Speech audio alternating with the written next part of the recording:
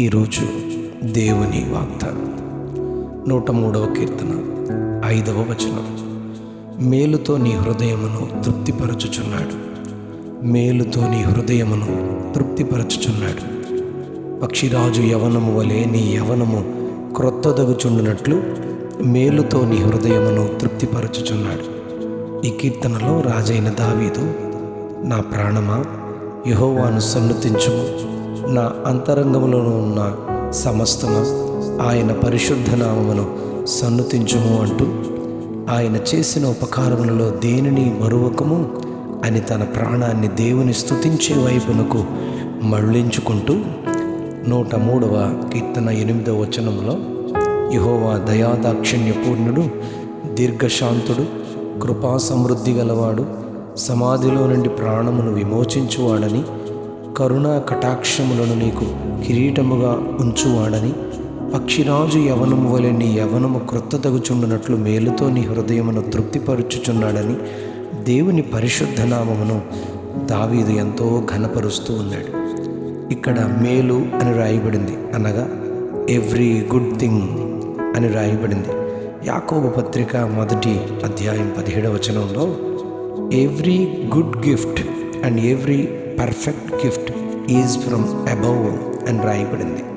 అనగా శ్రేష్టమైన ప్రతి ఈవి, సంపూర్ణమైన ప్రతి వరము పరసంబంధమైనదై జ్యోతిర్మయుడగు తండ్రి యొద్ద నుండి వచ్చును అని యాకోబు చెప్తారు.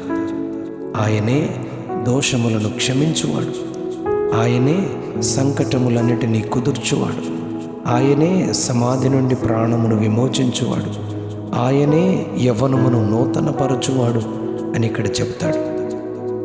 65వ కీర్తన 4వ వచనంలో, ఆయన ఆవరణములలో నివసించున్నట్లు ఆయన ఏర్పరచుకునివాడు ధన్యుడు, దేవుని పరిశుద్ధ ఆలయము చేత మందిరములోని మేలు చేత ప్రతి వారిని దేవుడే తృప్తిపరచువాడని రాయబడింది.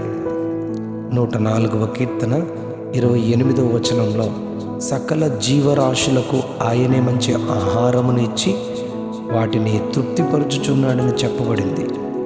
అలాగే 107వ కీర్తన 9వ వచనంలో, ఆయనే ఆశగల ప్రాణమును తృప్తిపరచువాడు, ఆకలిగొనిన వారి ప్రాణమును తృప్తిపరచువాడని ఇక్కడ చెప్పబడింది.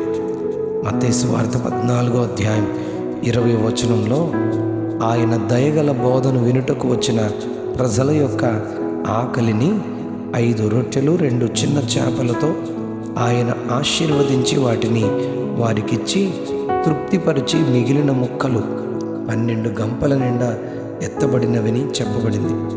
15వ అధ్యాయము మత్తయి సువార్త 37వ వచనంలో, మరొకసారి 7 రొట్టెలు చిన్న చేపలతో 7,000 మంది ఆకలిని తీర్చి వారి ప్రాణాన్ని ఆకలిని తృప్తిపరిచిన దేవుడని యేసయ్యను గూర్చి చెప్పబడింది. ఆయన కట్టడలను గైకొని ఆయన మాట విని నడుచుకుని వారి ఎడల ఆయన వైపు మళ్ళుకొని వారి కొరకు మేలు చేయుటకు ఆనందించి వారి వైపు మళ్ళును అని ద్వితీయోపదేశకాండం 30వ అధ్యాయం 10వ వచనంలో చెప్పబడింది. యెహోవాను ఆశ్రయించు వారికి ఏ మేలు కొదువై అయి ఉండదు అని 34వ కీర్తన 10వ వచనంలో భక్తుడు చెబుతాడు.